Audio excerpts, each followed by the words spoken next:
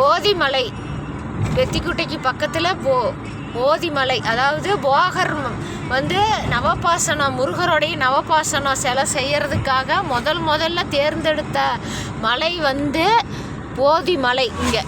இங்கே தான் வந்தார் முருகர். அதுக்கப்புறம் தான் பழனி போய் பழனியில் இருந்து முருகர் நவபாசன சிலை செஞ்சார். ஆனால் இங்கிருந்து மூலிகை வந்து எடுத்துகிட்டு போனதாக ஐதீகம்னு சொல்லுவாங்க.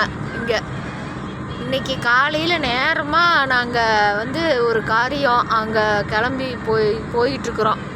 அங்கே திம்பத்துக்கு பக்கத்தில் அந்த ஒரு அதாவது டெத் ஆகி காரியத்துக்காக நேரமாக கிளம்பணும். பாருங்கள், போதிமலை இதுதான்.